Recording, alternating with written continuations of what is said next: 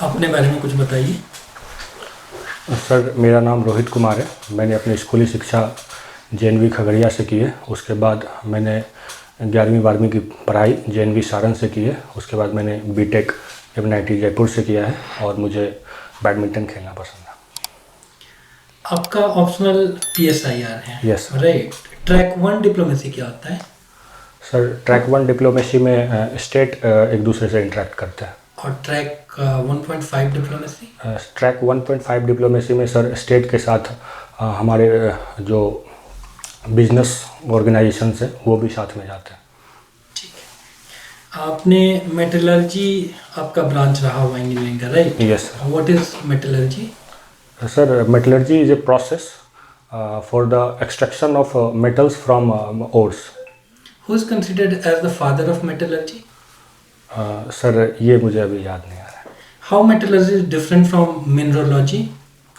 Sir, mineralogy में हम लोग मिनरल का स्टडी करते हैं जो जिसका बेनिफिशिएशन करके हम लोग और ले सकें। लेकिन मेटलर्जी में हम लोग ओर्स के थ्रू एक फिजिकल प्रोसेस है, हम लोग मेटल्स और अदर मटेरियल्स गेन करते हैं सर। पीरियोडिक टेबल में ऑलमोस्ट कितने अप्रोक्सीमेटली मेटल्स हैं और कितने नॉन मेटल्स हैं? सर, इसकी एग्जैक्ट जानकारी मैं अभी याद नहीं कर पा रहा। फिर भी अगर आपको एक गेस करना होता? सर, ज़्यादातर मेटल्स हैं, 40 के करीब मेटल्स हैं। Yes sir. ठीक है सर। आपने फर्स्ट जो प्रेफरेंस रखा है वो BPS को रखा है, यस सर। ऐसा क्यों? सर, ये मेरा रुझान रहा है यूनिफॉर्म सर्विसेज की तरफ, क्योंकि मेरा थोड़ा फैमिली बैकग्राउंड भी उससे रिलेटेड है और मुझे लगता है कि law and order is one of the priority जो कि मैं अच्छे से निभा सकता हूँ, क्योंकि मेरा बैकग्राउंड स्पोर्ट्स से रहा है शुरुआती दिनों से ही सर। अच्छा, आर्टिकल 270 और आर्टिकल 280 में क्या Yes, डिफरेंस है? सर, ये मैं अभी याद नहीं कर पा रहा हूँ, सॉरी सर। अच्छा, 265 किसी तरह बात करती है, सर, ये भी मैं अभी याद नहीं कर रहा, sorry sir. 279A। Sorry sir, मैं आर्टिकल अभी रिकॉल नहीं कर पा रहा हूँ, सॉरी सर। अच्छा, ये आपके सेकंड चॉइस से संबंधित है। ओके, थैंक यू सर, मैं घर जाके इस पर पढ़ लूँगा। आपका जो इंजीनियरिंग है वो 2019 में कंप्लीट हो गई। Yes sir. 5 साल होने को। इस Yes, 5 sir. साल के दौरान क्या जर्नी रही आपकी? आपके क्या क्या अनुभव रहे इस बीच में? सर, मैंने अटेम्प्ट्स दिए हैं, मतलब सिविल सर्विसेज के। मुझे शुरुआती दिनों में असफलता मिली है और ये मेरा पहला मेंस और इंटरव्यू होगा सर। अच्छा, आपने कहा कि आपके परिवार में भी पुलिस से जुड़े हुए लोग हैं, Yes, आपकी sir. खुद की भी रुझान है। Yes sir. आपको अपने अंदर ऐसी क्या क्वालिटीज दिखती हैं जिससे लगता है कि आपको इस पद पर नियुक्त होने के बाद, आप एक नियुक्ति मिलने के बाद आप एक सफल एडमिनिस्ट्रेटर बन पाएंगे? सर, मुझे लगता है कि सिविल सर्विसेज की जो प्रमुख क्वालिटीज़ जैसे कि इंटीग्रिटी, ऑब्जेक्टिविटी और एम्पैथी है वो मेरे अंदर है। साथ ही साथ पुलिस वाले पोस्ट के लिए decision making and law enforcement के लिए जो ऑब्जेक्टिविटी चाहिए वो भी मेरे अंदर है सर। चलिए, आप खगड़िया से रहने वाले हैं। Yes sir. अगर खगड़िया से संबंधित कोई 5 विशेषताओं के बारे में बात की जाए Yes, तो sir. वो क्या है? सर, पहले तो मैं हिस्टोरिकल बेसिस पे बोलूँगा, इसे फ़र्किया बोला जाता है।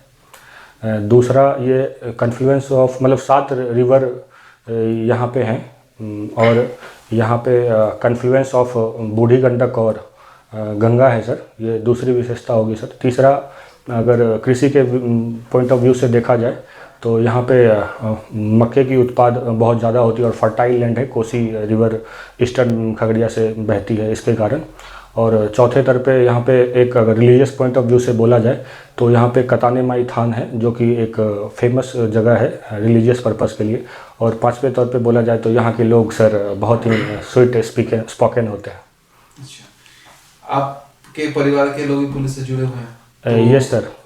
तो पुलिस में Yes. पुलिस के जो विभाग के जो कर्मचारी हैं, यस सर। उनके साथ आने वाली परेशानियों के बारे में कुछ प्रकाश डालें। सर, मेरा मानना है जो मैं देख पा रहा हूँ, पुलिस 24/7 जॉब है सर। इसमें मतलब ऐसा कोई 9 to 5 जैसा कोई रूल नहीं है और आपका लाइफ भी स्टेक पे रहता है और आपको स्ट्रेस बहुत झेलना पड़ता है और work life balance and family को बैलेंस करना थोड़ा मुश्किल होता है सर। तो अगर आपका चयन होता है जिस Yes, पद sir. के लिए आपने आवेदन किया है, तो इन सब क्षेत्र में सुधार के लिए आपकी तरफ से क्या सजेशंस रहेंगे सरकार को? सर एक तो ये है कि नंबर ऑफ़ पुलिस अगर पुलिस कर्मियों को बढ़ा दिया जाए तो वर्कलोड थोड़ा कम हो जाएगा सर। दूसरा है टेक्नोलॉजिकल एम्पावरमेंट के थ्रू मतलब इनके जान को भी मतलब प्रोबेबिलिस्टिकली कम हानिग्रस्त किया जा सकता है, जैसे ड्रोन वगैरह का यूज़ किया जाए बिहार जैसे इलाकों में जाने के लिए या खनन माफिया के खिलाफ। तो ये सब प्रमुख सुझाव होंगे सर। सोनू सर? आपका नाम रोहित कुमार है यस सर। और आपका जहाँ तक हम देख रहे हैं आपका PSIR है। Yes sir. Look east policy के बारे में आप सुने होंगे, यस सर। थोड़ा सा इसके बारे में हमको बताएं। ये सर लुक ईस्ट पॉलिसी 1991 में नरसिम्हा राव गवर्नमेंट के टाइम आई थी, जिसमें साउथ ईस्ट एशिया के साथ इकोनॉमिक कॉपरेशन को बढ़ावा देने के लिए ये लाया गया था सर। अच्छा, क्या आपको लगता है कि अभी के समय में वर्तमान यदि हम देखें इंडिया इस पॉलिसी पे बेहतर काम कर रहा है? यदि कर रहा है तो हमको कुछ एग्जाम्पल के साथ आप बता सकते हैं? सर इसी का एक सक्सेसर पॉलिसी 2014 में लाया गया है जो एक्टिस्ट पॉलिसी है, जिसके साथ इकोनॉमिक कॉपरेशन के साथ हम लोग सिक्योरिटी कॉपरेशन भी ऐड कर रहे हैं और इसके लिमिट को साउथ ईस्ट एशिया से बढ़ाकर फार राइट ऑफ रसिया और न्यूजीलैंड तक ले गए हैं। साथ ही साथ सिक्योरिटी कॉपरेशन में हम लोग थाईलैंड और मलेशिया जैसे देशों के साथ मैरीटाइम पेट्रोलिंग कर रहे हैं सर। तो मुझे लगता है ये एक अच्छा कदम किया जा रहा है अभी के सरकार के द्वारा। अभी कुछ दिन पहले मालदीव वाला आप घटना सुने होंगे जो Yes, sir. हाल फिलहाल में मालदीव वाला घटना हुआ है। तो कभी लगता है कि मालदीव भारत के साथ है, कभी Yes, sir. लगता है नहीं है। Yes sir. इसके पीछे भारत की नीति काम नहीं का कार्य कर पा रही है या उस देश का ही कुछ ऐसा पॉलिसी है जो भारत के साथ नहीं जच पा रही? सर मेरा मानना है कि भारत सारे लिटरल स्टेज के साथ एक साथ नेबरहुड फर्स्ट पॉलिसी और मैरीटाइम पॉलिसी अपना रहे हैं। उनके डोमेस्टिक पॉलिसी में थोड़ा डिफरेंस आता है दो गवर्नमेंट के कारण। एक प्रोग्रेसिव पीपल्स मालदीव गवर्नमेंट जो यमीन के टाइम 2013 से 18 के बीच था, वो प्रो चाइना स्टांस अपनाते हैं, जो कि return to the power after 2023 Mohamed Muizzu के टाइम हुआ है प्रेसिडेंट। और बीच में इब्राहिम सोली के टाइम जो 2018 से 2023 के बीच है, वो प्रो इंडिया पॉलिसी अपनाते हैं। तो ये सर उनके डोमेस्टिक पॉलिसी के कारण ये चेंज देखने को मिल रहा है। इंडिया ऐसा भेदभाव अपने नेबरहुड में नहीं करता है सर, मुझे मानना है। एक बहुत ही मशहूर आदमी है, उन्होंने कहा कि भारत का जो संविधान है यस सर। वो एकात्मक की तरफ बहुत ज़्यादा झुकी हुई है। Yes sir. हमको उस आदमी का आप नाम बताइएगा। सर मुझे लगता है कि इंडियन कॉन्स्टिट्यूशन एक डेलिब्रेट और बहुत बड़ा कॉन्स्टिट्यूशन है। इन पे बहुत सारे लोगों ने कमेंट किया है, तो मुझे लगता है यूनिटरी फीचर जो इंडियन कॉन्स्टिट्यूशन का बताया है वो जहाँ तक मैं याद कर पाऊँ आइवोर जेनिंग्स थे sir. Ivor Jennings, very good. ऐसा क्यों कहा उन्होंने कि भारत की जो संविधान है वो एकात्मक की तरफ ज़्यादा? सर हमारे संविधान में कुछ ऐसे फीचर्स हैं जो कि एक्सट्रीमिटीज़ में इंडिया को यूनिटरी बनाते हैं, क्योंकि हम लोगों का नेबरहुड जो है वो बहुत ही कॉर्डियल नहीं रहा है। और चूँकि बहुत सारी डाइवर्सिटी होने के कारण इंडिया एक अपने आप में एक सब कॉन्टिनेंट की तरह है, तो इसके लिए भारत की इंटीग्रिटी और सिक्योरिटी को बनाए रखने के लिए यूनिटरी फीचर्स ज़रूरी थे sir. What is the difference between federal and quasi federal? Sir federal structure जो है एक वाटर टाइप डिफरेंस होगा जो कि यूएसए में देखा जा सकता है। क्वासी फेडरल सर सुई जेनरिस प्रोसेस है जो कि इंडिया में पाया जाएगा, जो कि फेडरल के साथ यूनिटरी फीचर भी शो करता है। हम यदि भारत को सहकारी संघवाद कह के पुकारें, यस सर, तो क्या आपको लगता है कि भारत एक सहकारी संघवाद है? यस सर, मुझे ये बहुत अच्छे तरीके से लगता है कि इंडिया इज ए सहकारी संघवाद, मतलब कोऑपरेटिव फेडरलिज्म इंडिया में है। उसके बहुत सारे बिंदु हैं सर, जैसे कि inter state council, GST council और जो भी मीटिंग्स होते हैं पार्लियामेंट स्पीकर्स के और डीजीपी वगैरह के जो भी मीटिंग होते हैं, इनसे हमें पता चलता है कि इंडिया एक कोऑपरेटिव फेडरलिज्म है।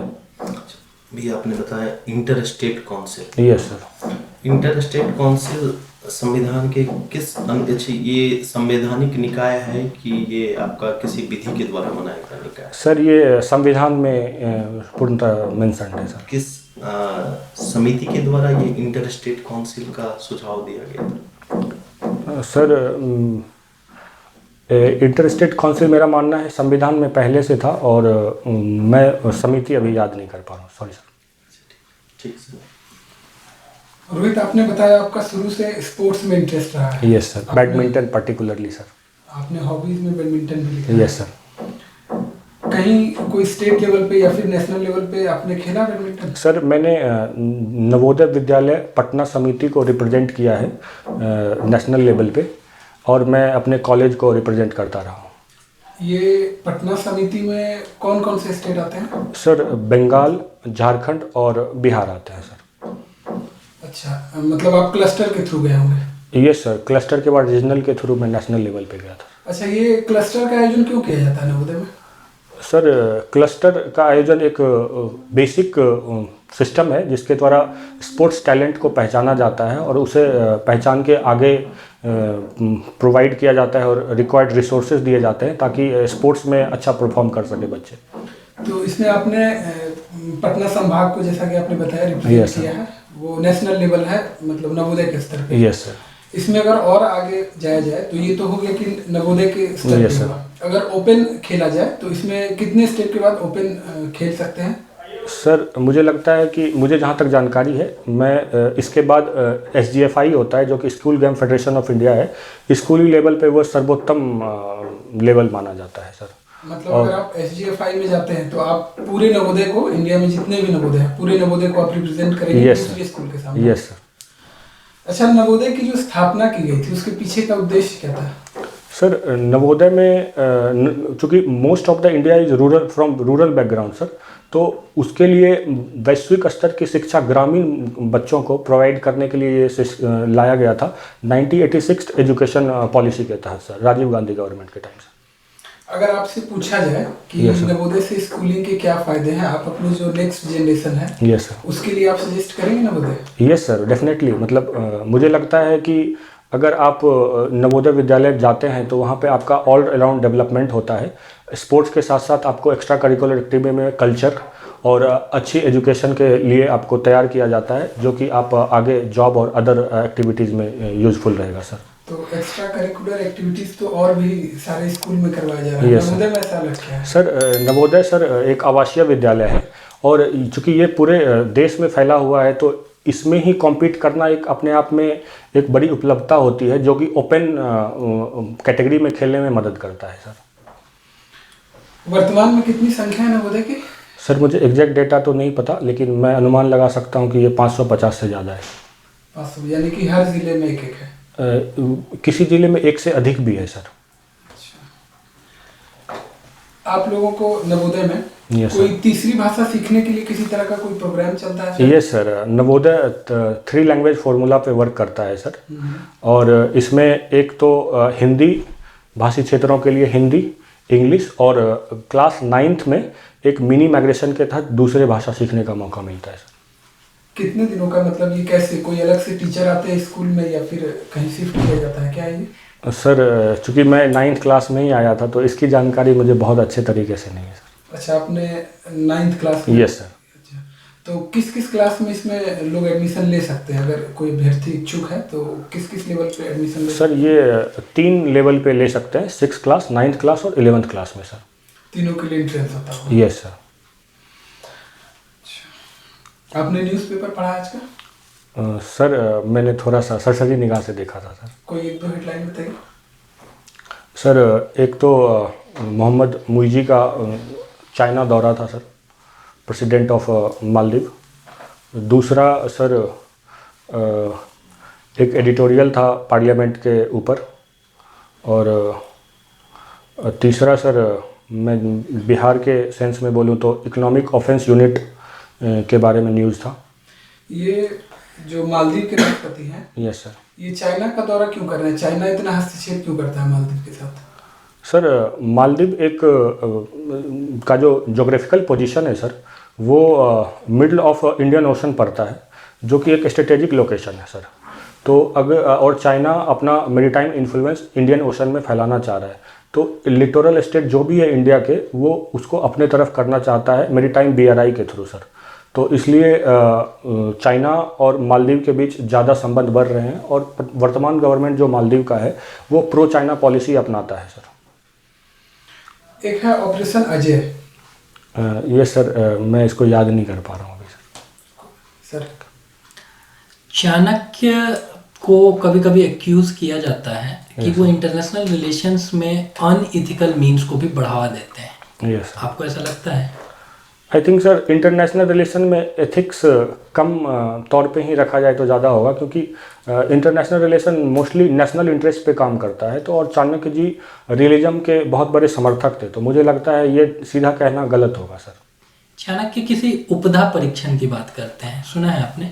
सर क्या मैं इसका अंग्रेजी अनुवाद जान सकूंगा? इट इज कॉल्ड उपधा परीक्षण because Arthashastra is written in an Indian language, so there might not be any English translation, right? Sir मुझे इसके बारे में जानकारी नहीं सर। अच्छा, वो दौत्य कर्मा की भी बात करते हैं, सुना है आपने? सर मुझे मैं थोड़ा गैस कर सकता हूँ क्या इसे? हाँ बिल्कुल। मुझे लगता है कि दौत्य कर्मा में जो भी राजा थे उसके डुअल नेचर के बारे में बात किया गया होगा। एक तो towards his subject and second is sir towards his external relation sir, जहाँ पे towards his subject paternalistic approach होना चाहिए, एंड इसी को मद्देनज़र रखते हुए एक्सटर्नल के साथ ऐसा व्यवहार होना चाहिए जिससे कि सब्जेक्ट्स को ही फायदा हो सर। ठीक है, चूंकि आपने पुलिस उपाधीक्षक को पहले प्रीफर किया है, Yes, तो इंडिया में आज़ादी के बाद कोई Yes, sir. Police reforms commission के बारे में आप जानते हैं?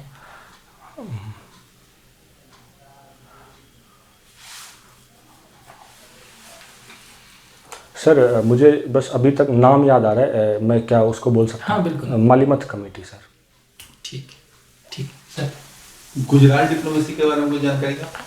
यस सर, गुजरात डिप्लोमेसी 1996 में आया था सर। ये नेबरहुड को प्राइमेसी देने के लिए लाया गया था, ताकि चूँकि उस टाइम इंडिया ओपन हो रहा था LPG रिफॉर्म के बाद, और हम लोगों के आसपास के स्टेट्स को लग रहा था कि India big brother attitude follow कर रहा है, तो उस टाइम उनको एश्योरेंस के लिए गुजरात डॉक्ट्रिन लाया गया था सर।